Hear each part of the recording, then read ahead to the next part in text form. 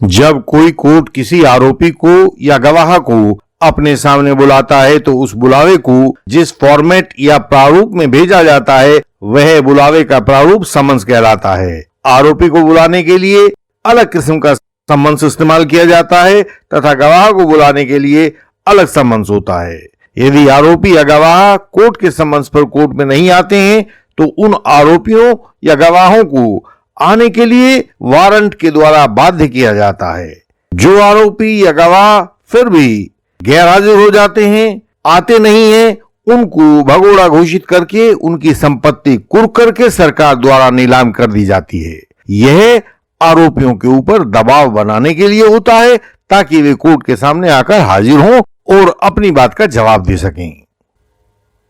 आरोपियों को या गवाहों को कोर्ट के सामने लाने का यह तरीका नए कानून के चैप्टर 6 में दिया गया है, जिसका शीर्षक है प्रोसेस टू कंपेल अपीयरेंस या उपस्थिति सुनिश्चित करने के लिए काम में आने वाली प्रक्रियाएं। इन प्रक्रियाओं के 3 भाग होते हैं। भाग ए में समन्स के बारे में बताया गया है तथा भाग बी में वारंट के बारे में बताया गया है।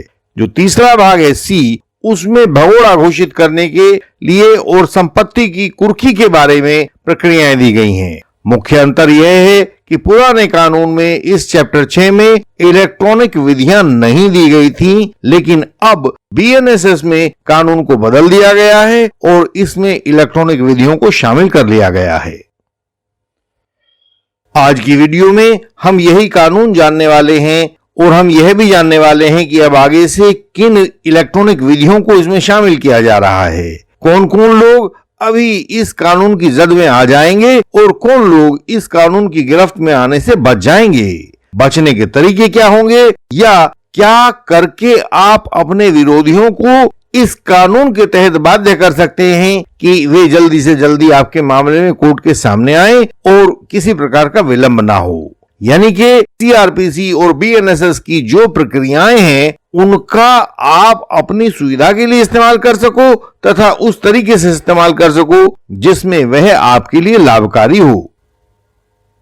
समन्स इशू करने के बारे में सीआरपीसी के सेक्शन 61 में दिया गया था, जिसे अब बदलकर बीएनएसएस में सेक्शन 63 कर दिया गया है। हर समन्स को डुप्लीकेट में कोर्ट के जज या अधिकृत व्यक्ति के हस्ताक्षर से जारी किया जाएगा।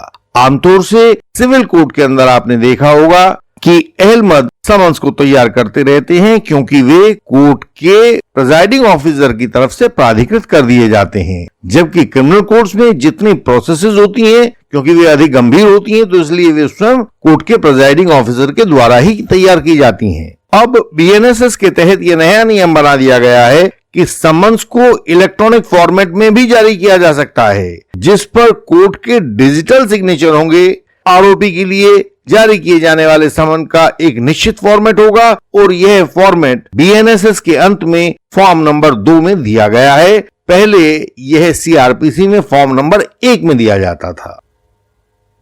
पुराने सीआरपीसी के सेक्शन 62 के समय से कोर्ट के सब समन्स को आरोपी तक पहुंचाने की जिम्मेदारी पुलिस अधिकारी पर होती है, या कोर्ट चाहे तो कोर्ट का कारिंदा भी इन समन्स की सर्विस करवा सकता है। इसे प्रोसेस सर्वर कहते हैं। ये समन्स जिस व्यक्ति के नाम में होते हैं उसी पर तामील किए जाते हैं, उसी को दिए जाते हैं। नए कानून सेक्शन 64 बीएनएसएस के मुताबिक हर आरोपी का एड्रेस, ईमेल, फोन नंबर और दूसरी डिटेल्स पुलिस स्टेशन में तथा कोर्ट में एक रजिस्टर में लिखकर मेंटेन किए जाएंगे। पुलिस व कोर्ट अब आगे से सारा कम्युनिकेशन उसी फोन व ईमेल पर कर सकेंगे जो उनके रजिस्टर में आरोपी ने दर्ज करवाया है। और यह एक बहुत भीषण शुरुआत है। यदि आरोपी किसी कारण से अक्षम हो गया है तो भी उसके बावजूद पुलिस और कोर्ट के लोग उन दिए गए मोबाइल फोन्स के ऊपर या ईमेल्स के ऊपर अपनी प्रक्रियाओं को भेज सकेंगे और यह दिखा सकेंगे कि आरोपी के ऊपर प्रॉपर सर्विस हो गई है, जबकि सर्विस हुई नहीं होगी। यह एक खतरनाक किस्म का कानून है। इंडियन लीगल सिस्टम के पास झूठे गवाहों को तोड़ने के बहुत सारे कानूनी औजार हैं। बिना झूठे गवाहों को तोड़े आप फॉल्स एलिगेशन पर विजय नहीं पा सकते हैं। बाद में जीवन भर पछताते रहने से अच्छा है कि झूठे गवाहों को तोड़ने में इंडियन लीगल सिस्टम की विशेषज्ञता का सहारा लिया जाए।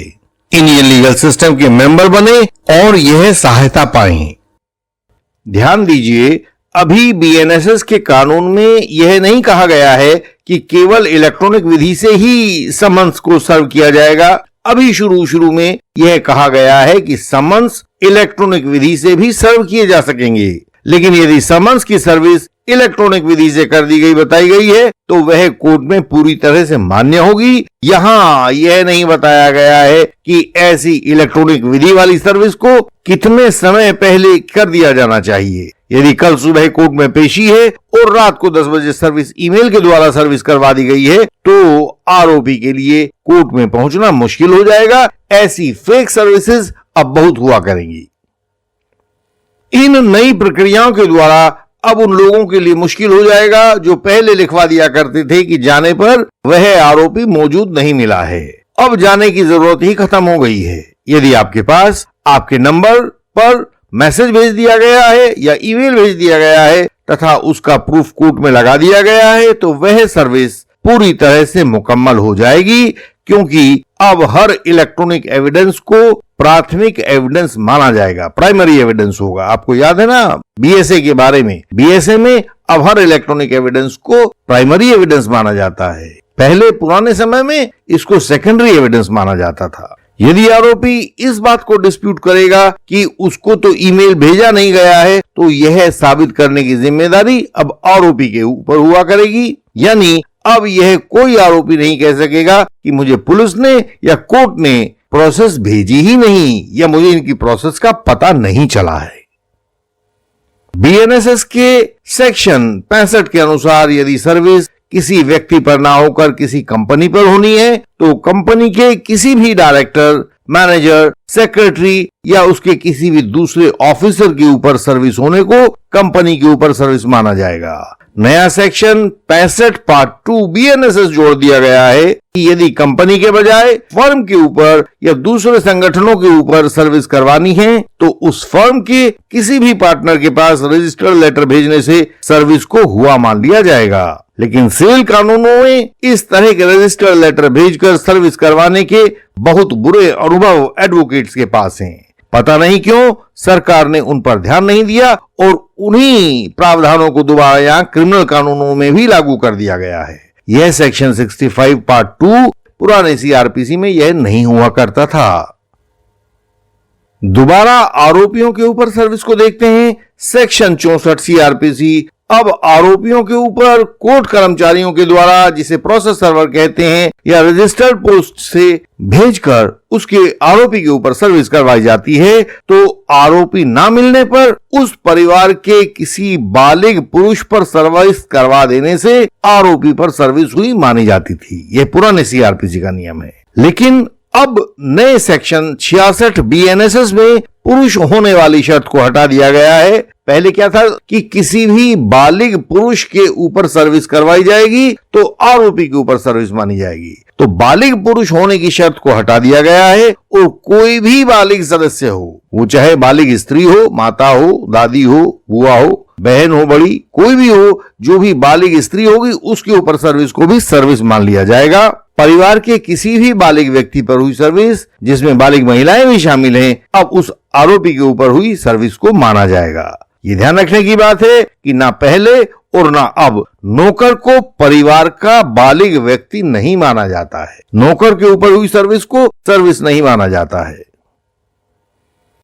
उससे आगे आता है सेक्शन 67 बीएनएसएस। इसमें दिया गया है कि यदि इन सब प्रावधानों के बाद भी आरोपी पर सर्विस ना हो तो आरोपी के घर के किसी भी मुख्य स्थान पर, उसके दरवाजे पर, दीवार पर समन्स को चिपका दिया जाने से सर्विस मानी जाएगी। इसको सर्विस बाय एफिक्सेशन कहते हैं। किसी सरकारी कर्मचारी पर सर्विस करवानी हो तो उसके बॉस पर सर्विस करवा देने से आरोपी के ऊपर सर्विस मानी जाएगी। यदि आरोपी जिस कोर्ट की समन्स है उससे बाहर किसी दूसरे स्थान पर रहता है तो उस आरोपी के ऊपर सर्विस करवाने के लिए उन समन्स को उस मजिस्ट्रेट की कोर्ट में भेजा जाएगा जिसके क्षेत्राधिकार में आरोपी रहता है। तो तब वह मजिस्ट्रेट जिसके अधिकार क्षेत्र में आरोपी रहता है अपने तरीके से आरोपी के ऊपर सर्विस करवाएंगे, यानी कि एक कोर्ट किसी भी दूसरी लोकल कोर्ट के जरिए उसके प्रतिष्ठान के जरिए अपने समन्स की सर्विस करवा पाएगा।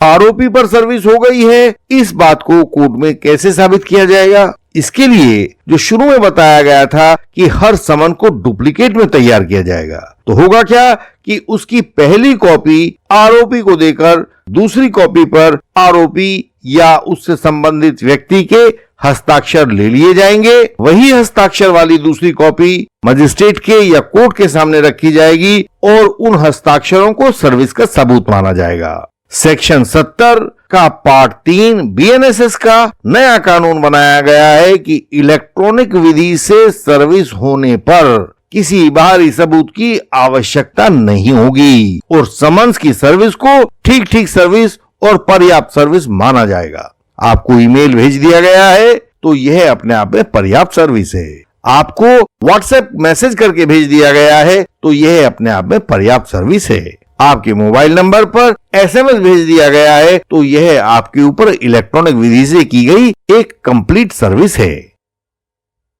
हाँ, इतना जरूर है कि सेक्शन 71 पार्ट 2 बीएनएसएस के अनुसार यदि समन्स को पोस्टल सर्विस से भेजा गया हो और पोस्टल कर्मचारी उस चिट्ठी के ऊपर रजिस्टर्ड पोस्ट के ऊपर लिख देता है कि गवाह ने समन्स को लेने से इनकार कर दिया है, तो कोर्ट अपने विवेक का इस्तेमाल करते हुए उस इनकारी को सर्विस मान सकता है। वो कहेगा हमने तो सर्विस भेजी थी, आरोपी ने लेने से मना कर दिया है, ये खतरा लेने का उसका अपना अंदाज है, तो आरोपी के ऊपर इस बात की सर्विस को हुआ माना जाएगा।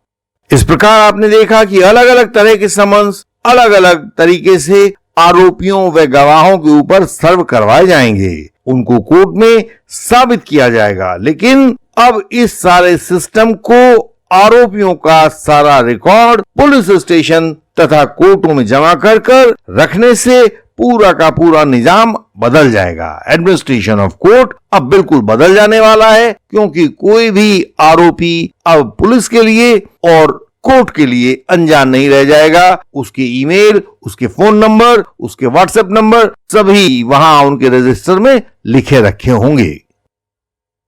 इलेक्ट्रॉनिक विधि से समन्स को बनाया जाना और इलेक्ट्रॉनिक विधि से ही आरोपियों व गवाहों पर उनकी सर्विस के द्वारा वैसे तो सर्विस के दौरान नष्ट होने वाले समय को कम किया जा सकता है, लेकिन यदि आपको इस निशाने पर कभी आ जाना पड़े और सर्विस आपके ऊपर हो तो इससे आप केवल तभी बच पाएंगे यदि आप पुलिस वालों को यह दिखा पाएं कि आपके पास न मोबाइल है, न ईमेल है, न ही इलेक्ट्रॉनिक संचार की कोई विधि है। ऐसा करके आप इलेक्ट्रॉनिक विधि से होने वाली सर्विस से बच सकते हैं। यह आपके लिए लाभदायक तो है, लेकिन आपने यदि झूठ को हल्के तरीके से बोला और पुलिस वाले ने पकड़ लिया कि आप झूठ बोल रहे हैं तो आपको लेने के देने पड़ सकते हैं और सरकारी अधिकारी को झूठी सूचना देने का मामला भी आपके ऊपर लगाया जा सकता है। तो अब बचना आपके कॉन्फिडेंस के ऊपर निर्भर करेगा कि आप कितने बेहतरीन तरीके से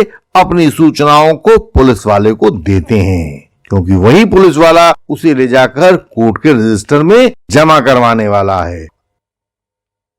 यदि आप भोलेपन से, गलती से, झूठे आरोप से किसी कोर्ट केस में फंस गए हैं तो हमारी संस्था इंडियन लीगल सिस्टम का सपोर्ट सिस्टम आपको बचाने के लिए आगे आएगा, आपको सही कानून की राह दिखाएगा। जितने झूठे गवाह होंगे उनको अपने कानूनी औजारों की सहायता से क्रॉस करके आपको उन झूठे गवाहों से मुक्ति दिलवाएगा। पूरे भारत में जहां कहीं भी आप हैं, हमारी सहायता वहीं आप तक पहुंचेगी। हम पहुंचाएंगे। हमें बताएं कि आप कहां फंसे हुए हैं। हमारी वेबसाइट है indianlegalsystem.org। इस पर सारी जानकारी आपकी सरल भाषा में दी गई है। इसको पढ़कर फर्जी केसेस से बचने की बातें सीखें। इस वीडियो को लाइक करें, शेयर करें और सब्सक्राइब करें। बेल आइकन को प्रेस करें ताकि नई वीडियो आपसे मिस ना हो जाए। इन वीडियोज को दूसरों तक फैलाएं ताकि कोई झूठे केस की आग में न झुलसे। हम आपसे आगे भी नई वीडियोस में ऐसे ही मिलते रहेंगे। अगली वीडियोस में मिलने तक प्रणाम।